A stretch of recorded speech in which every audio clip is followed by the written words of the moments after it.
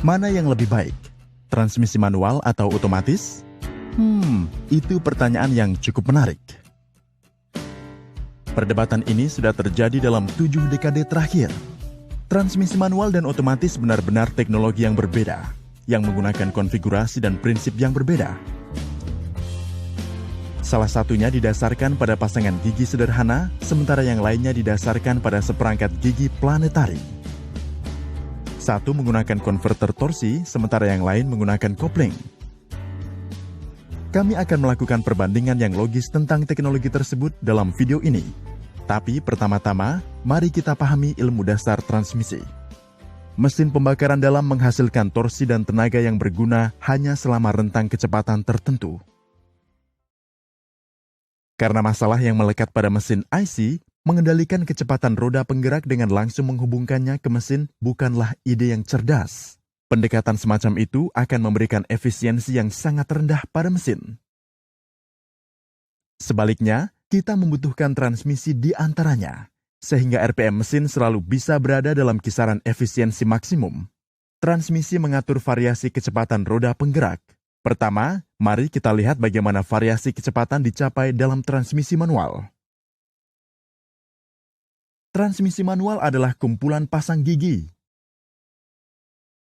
Dia memiliki 3 bagian: input, poros perantara, dan output.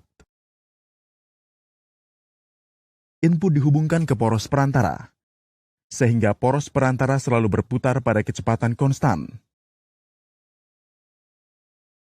Poros perantara kemudian dihubungkan ke perangkat output.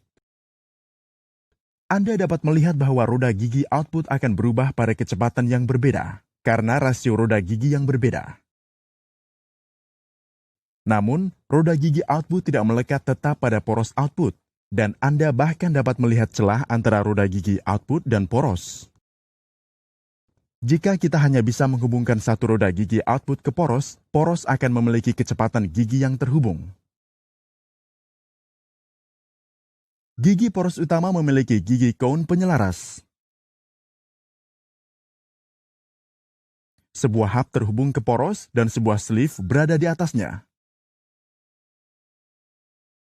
Hanya dengan menggerakkan sleeve ini, Anda akan bisa menghubungkan roda gigi dan poros. Ini mungkin tampak seperti mekanisme sederhana. Namun, selama operasi yang sederhana, hub dan roda gigi akan diputar pada kecepatan yang berbeda. Dan koneksi roda gigi tidak mungkin dilakukan saat mereka melakukannya. Pertama, mari kita buat kecepatannya sama. Untuk ini, kita harus menghentikan aliran tenaga ke transmisi. Penggunaan kopling diperlukan di sini.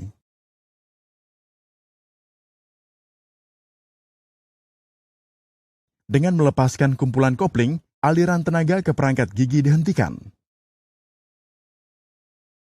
Kini, ring penyelaras dengan cone gesekan bisa membantu mencocokkan kecepatan gigi dengan sleeve. Bila tidak ada aliran tenaga, mendorong cincin penyelaras terhadap gigi akan membantu menyesuaikan kecepatan gigi dengan hub. Sekarang kita bisa memiliki koneksi yang mulus. Setelah sambungan, kopling sudah terpasang. Jadi, setiap kali Anda perlu mengganti gigi, Anda harus melepaskan koplingnya. Ini juga berarti penghentian tenaga dan penurunan kecepatan selama penggantian gigi. Inilah sebabnya mengapa kemudi transmisi manual tidak pernah menjadi pengalaman yang lancar.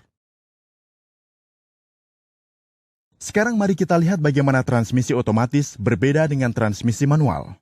Transmisi otomatis dikembangkan untuk mengatasi masalah penghentian tenaga dalam transmisi manual dan menggunakan pengaturan susunan gigi planetari daripada sepasang roda gigi sederhana.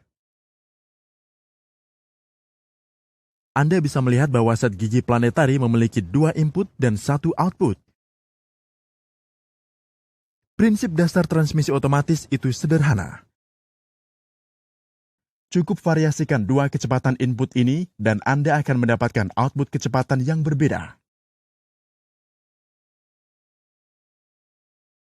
Untuk mencapai tujuan ini, mari kita perkenalkan satu set planetari lagi.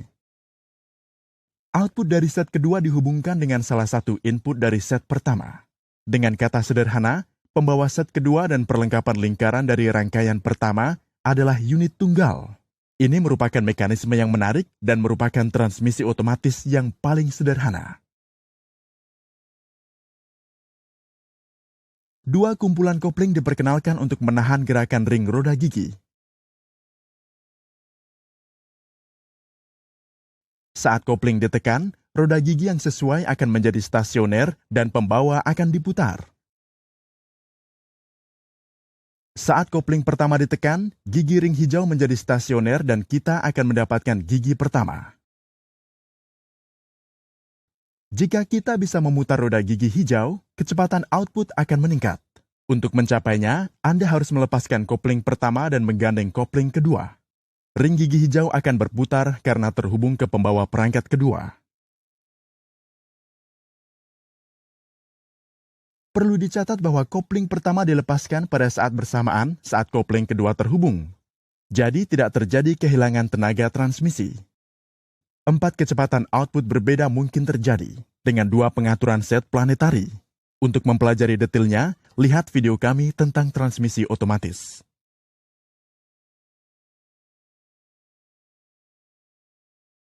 Dengan menggunakan 3 set gigi planetari secara seri, kita akan bisa mencapai 6 kecepatan yang berbeda dan mundur. Keindahan transmisi otomatis adalah dengan menarik 2 kumpulan kopling yang tepat, kita bisa mencapai kecepatan output yang berbeda. Sekarang, mari kita bandingkan 2 teknologi ini secara langsung.